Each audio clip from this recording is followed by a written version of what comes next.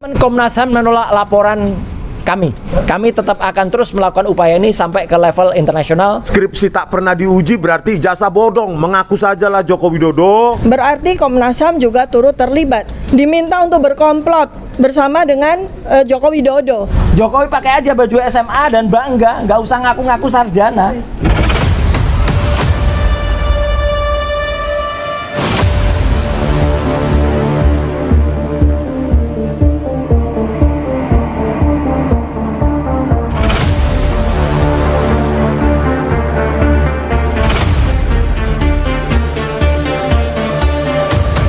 Assalamualaikum warahmatullahi wabarakatuh. Waalaikumsalam. Alhamdulillah pada hari ini, pagi ini yang cerah walaupun agak mendung, ya kan? Kita barusan beraudensi di Komnas HAM dengan komisioner, ya kan? Memang tadi kami datang jam 10, memang ada kendala ya, karena surat kami yang kami kirim tanggal 14 Juli ternyata tidak diterima di sini, tidak ada. Jadi tidak ada, bahkan kami sengaja mendadak kemari tanpa konfirmasi sebelumnya karena ini critical time. Karena Komnas HAM harus berbicara dalam hal ini. Kenapa demikian? Karena di dalam surat Bareskrim yang ditujukan pada kami, yang ditandatangani oleh Wasidek, Karo Wasidek, itu menyatakan bahwa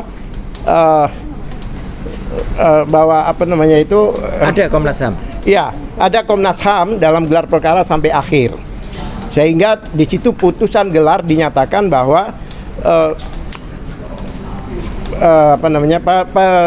penghentian penyelidikan itu sesuai dengan ketentuan.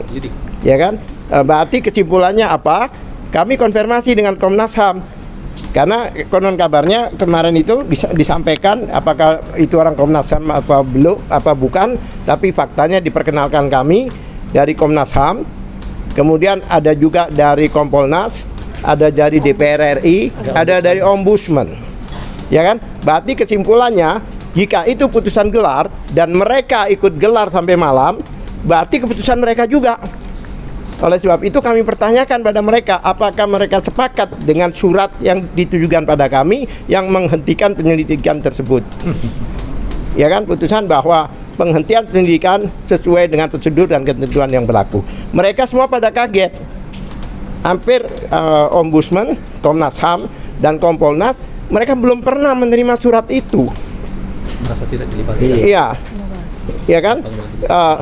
Sehingga mereka bilang, kami tidak tahu. Bahkan Ombudsman kemarin juga mengatakan kami ini sering lagi dalam proses membuat rekomendasi, masukan, tapi sudah diumumkan seperti itu. Nah, oleh sebab itu kami khawatir kehadiran mereka kemarin itu digunakan sebagai hanya untuk stempel aja atau apa, ya kan?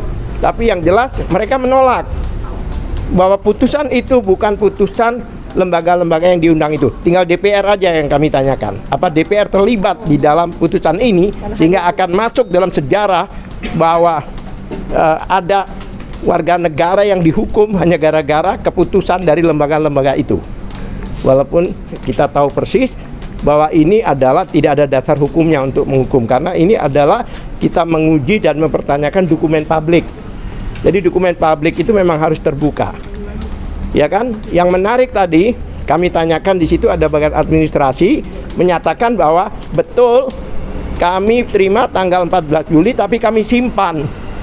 Kami simpan di dokumen kami di komputer kami, di sistem kami. Tidak disebarkan ke para komisioner.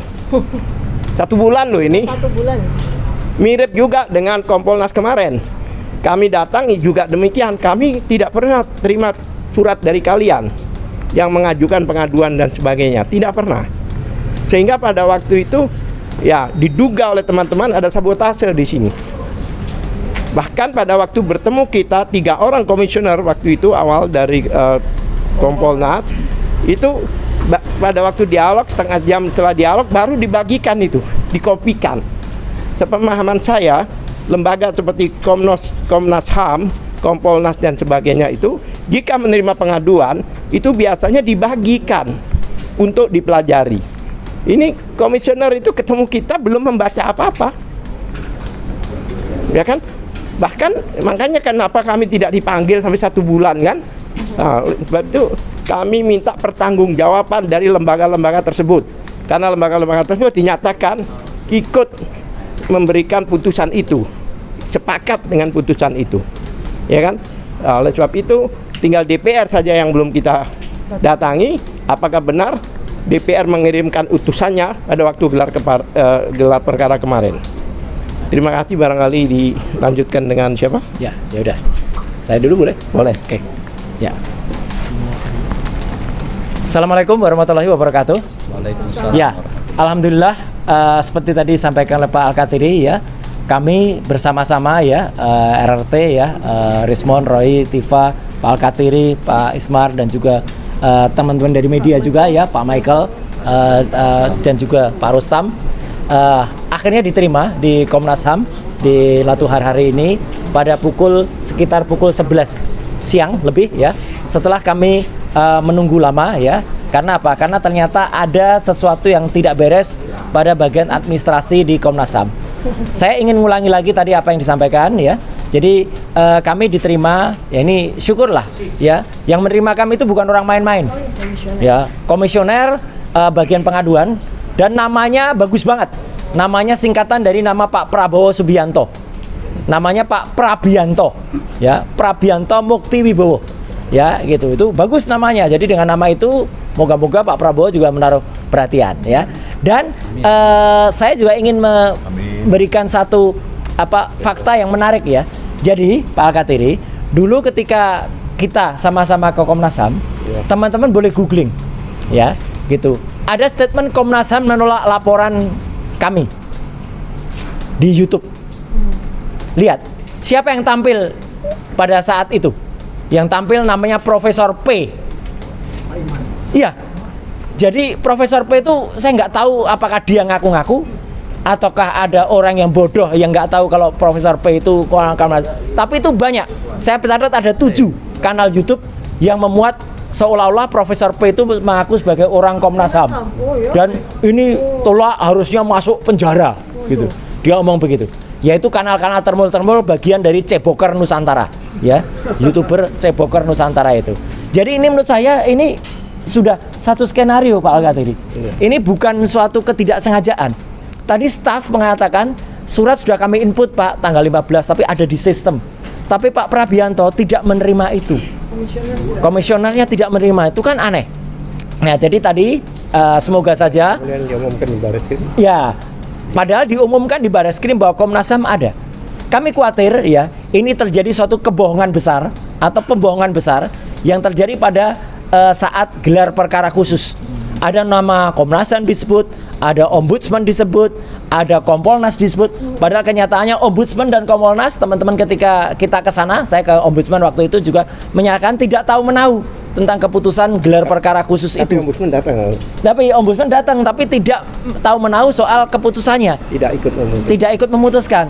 Jadi ini moga-moga Bapak Presiden Indonesia yang kita hormati, Pak Prabowo Subianto, ya lihatlah para lembaga-lembaga negara ini. Rupanya ada satu kekuatan besar yang saya harus mengatakan ini kesengajaan untuk kemudian tidak membuat mereka bisa aktif. Tapi dengan dibantu oleh teman-teman media semuanya, teman-teman YouTuber dan juga media mainstream, ya kita berharap suara kita lantang berteriak bahwa kami sudah diterima oleh Komnas HAM, dan Komnas HAM tadi salah satu komisionernya menyatakan tidak tahu menahu dan insya Allah akan bersikap meskipun sikapnya diragukan oleh salah seorang kawan kami, Mas Rustam ya gitu. Mas Rustam nggak percaya dan kita buktikan nanti Mas Rustam ketidakpercayaan Mas Rustam terhadap Komnas HAM itu terbukti apa enggak. Tapi sekali lagi kita doakan moga-moga lembaga-lembaga negara ini yang dibentuk dengan undang-undang ya, karena ini ada Undang-Undang Nomor 37 Tahun 1999 itu harus jalan dengan baik karena ini sesuai dengan keputusan Presiden yang waktu itu dikeluarkan pada Kepres 50 tahun 93. Ya, moga-moga ini jalan dan kita doakan kriminalisasi tidak akan terjadi di Indonesia, dan sekali lagi kami tetap akan terus melakukan upaya ini sampai ke level internasional yang nanti akan disampaikan detailnya juga oleh Dr. Tifa. Sekian, terima kasih. Assalamualaikum warahmatullahi wabarakatuh. Pak Rismon dulu atau Dr. Tifa dulu? Ya, Pak Rismon Saya dulu biar istirahat. Oke. Menengah. Menengah. Menengah. Ini. Udah? Oke, tadi kita sudah melaporkan, meskipun kami tidak bisa mempresentasikan ya, jadi karena tidak ada fasilitas meja segala macam. Mudah-mudahan nanti bisa bertemu lagi dengan seluruh komisioner supaya kami desak untuk diadakan RDP ya, rapat dengan pendapat di DPR terkait ini, dan juga para komisioner ini bisa melapor ke Presiden Prabowo Subianto ya. Masa Joko Widodo yang berijazah palsu kami yang mau dipenjara ya kan? Padahal kami aja tidak ingin Joko Widodo dipenjara, pinginnya mengaku minta maaf kepada rakyat. Ya, sadis sekali lah Joko Widodo ini mau memenjarakan kami. Ijazahmu yang palsu, Joko Widodo. Kenapa kau pakai parcok lembaga-lembaga hukum di bawah kakimu, sebagai keset kakimu, seolah-olah mereka bukan lembaga yang dibayar rakyat, seolah-olah mereka itu milikmu. Joko Widodo, ya, lembar pengesahan skripsi, lembar pengesahan penguji skripsimu tidak ada. Berarti Anda tidak pernah ujian skripsi. Itu satu. Nggak mungkin ada ijazahmu. Yang kedua, transkrip nilaimu itu tidak ada tanda tangan dekan, pembantu dekan, dan stempel. Berarti apa? Berarti Anda drop out. Gitu loh. Berarti Anda tidak punya ijazah. Ijazah Anda buatan pramuka, sudah mengaku sajalah. Saya terus terang begini karena apa? Ini sudah fakta yang harus diketahui oleh rakyat. Ya, Pak Prabowo Subianto apa mau membuat kami penjara sementara yang ijazah palsu ketawa-ketawa di Solo sana? Ya, Bapak boleh berteman dengan Joko Widodo, tetapi hukum adalah hukum. Supaya ke depan tidak ada lagi calon presiden yang secara nekat menggunakan ijazah palsunya untuk mencalonkan diri sebagai pemimpin 280 juta rakyat. Ya, sebenarnya Joko Widodo itu pelanggar HAM berat.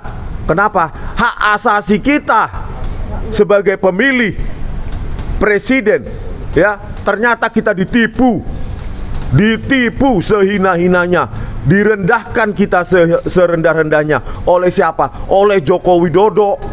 Ya, transkrip nilai kosong, ijazah bodong. Ijazah skripsi tak pernah diuji berarti ijazah bodong. Mengaku sajalah Joko Widodo, ya, agar tidak gaduh republik ini. Ya, jangan Anda anggap republik ini milik Anda. Ya, kami tidak tahu Anda saat itu kecuali diangkat dari gorong-gorong oleh PDIP. Oke, makasih ya. Singkat padat. Oke. Ya. Ke tengah Pak. Saya balik. Ke tengah. Ya. Baik, bismillahirrahmanirrahim. Assalamualaikum warahmatullahi wabarakatuh. Waalaikumsalam. Ya, teman-teman semuanya, saya akan lengkapi apa yang tadi terjadi di ruangan, di mana mungkin sebagian besar dari teman-teman media belum hadir tadi ya. Jadi penekanannya adalah, pertama adalah kenapa kami mesti ke Komnas HAM? Karena kami sudah bersurat sebanyak 3 kali dan tidak ada respon. Ini adalah sebuah public scrutiny, artinya kita berhak untuk melakukan komplain, aduan kepada komisi-komisi yang dibayar oleh uang pajak, oleh uang rakyat. Karena mereka ternyata tidak bekerja sebagaimana yang dibutuhkan oleh rakyat. Kami para tokoh diperlakukan seperti ini. Bagaimana dengan rakyat yang biasa, yang mengadu karena ada sebuah kejadian pelanggaran hak asasi manusia. Kemudian yang kedua, kami juga ingin melakukan konfirmasi kepada Komnas HAM, karena menurut yang kami tahu ya dari acara gelar perkara khusus, bahwa Komnas HAM adalah salah satu dari lembaga yang diundang untuk hadir pada gelar perkara khusus, di mana kami berempat ya itu hadir sebagai saksi ahli dan kuasa hukum. Jadi kami tahu persis bahwa di dalam ruangan gelar perkara khusus itu ada Komnas HAM, dan kemudian ketika terbit surat penghentian penyidikan oleh Bareskrim, berarti Komnas HAM juga turut terlibat. Ini yang sangat kami sayangkan. Karena 3 komisi yang sudah kami datangi, ya selain Komnas HAM, beberapa hari yang lalu kami sudah mendatangi Ombudsman dan kami sudah mendatangi Kompolnas, yang notabene adalah 3 lembaga yang dibayar oleh uang pajak rakyat, dan mereka seharusnya memiliki tupoksi untuk melindungi rakyat, kepentingan rakyat, dan mengawasi lembaga-lembaga pemerintah yang dibiayai oleh APBN. Tetapi yang terjadi adalah bahwa seakan-akan lembaga-lembaga ini justru dikooptasi, diminta untuk berkomplot bersama dengan Joko Widodo. Ini yang sangat kami sayangkan. Sedangkan hasil penelitian yang sudah kami lakukan, RRT, Roy Rismon Tiva, sudah melakukan sebuah justifikasi berdasarkan scientific base bahwa ijazah memang tidak ada. Ijazah asli memang tidak ada, dan kalaupun ada, ijazah asli yang diklaim sebagai ijazah asli itu adalah ijazah yang tidak otentik, ya. Dan ini laporan dari penelitian ini sudah kami putuskan untuk kami publikasi secara internasional dengan format buku, bukan dengan format jurnal. Sebab kalau dengan format jurnal, maka yang membaca hanya kalangan ilmiah saja. Kalau dengan format buku, maka rakyat seluruh Indonesia, bahkan rakyat seluruh dunia bisa membaca, bisa mengakses. Kenapa kami lakukan itu? Supaya tidak terjadi lagi presiden buruk seperti ini, di mana ada pejabat publik yang menggunakan dokumen palsu untuk bisa meraih jabatannya. Ini yang kami tekankan lagi tadi kepada Komnas HAM. Karena Komnas HAM itu harus membela kepentingan. Karena apabila ada seseorang yang menggunakan dokumen palsu untuk bisa meraih jabatannya, itu sudah pelanggaran HAM berat selain sebuah tindak pidana. Itu yang tadi kami tekankan. Dan yang berikutnya lagi adalah komisi-komisi yang ada di pemerintah ini, supaya rakyat semua juga tahu, selain dibiayai, didanai gaji-gaji mereka dan fasilitas yang mereka terima dengan uang pajak rakyat, mereka itu punya akses langsung kepada presiden. Karena mereka dipilih langsung, mereka dibawa langsung oleh presiden. Jadi kami harapkan adalah seperti yang tadi kami tekankan juga, bahwa komisioner ini yang digaji oleh kita punya akses langsung kepada presiden, sehingga diharapkan bahwa mereka nanti akan memberikan rekomendasi kepada Presiden Prabowo Subianto, supaya Presiden Prabowo Subianto tidak bertindak sebagai presiden seperti rezim sebelumnya yang suka sekali melakukan kriminalisasi kepada para tokoh, kepada para aktivis, kepada orang-orang yang berani untuk bersikap, berani untuk bicara. Dan kami ini sama dengan Pak Bambang Tri dan Gus Nur juga, selain menjadi korban kriminalisasi, kami ini adalah whistleblower, ya, pembuka kebenaran yang seharusnya dilindungi oleh undang-undang, tidak boleh ditersangkakan, tidak boleh dipidanakan, ya. Demikian yang bisa saya sampaikan. Terima kasih. Assalamualaikum warahmatullahi wabarakatuh. Tadi ada beberapa teman-teman yang minta untuk ada adegan ulangan sedikit, ya. Jadi akan saya ulangi, ya, gitu. Jadi kata kuncinya cuma satu: kejujuran dan kenegarawanan, ya. Untuk menjadi presiden Indonesia itu tidak harus sarjana. Jadi kalau memang ijazahmu tuh hanya SMA, ya, pakailah baju SMA dan bangga seperti ini, ya. Nah, ini Jokowi pakai aja baju SMA dan bangga, nggak usah ngaku-ngaku sarjana, ya. Karena, nah ini, ya, dengan begini aja bangga kok, ya kan? Ojo sampai ijazahmu Sri Mulat, ya, gitu. Artinya jangan sampai ijazahnya itu cecandaan, ya.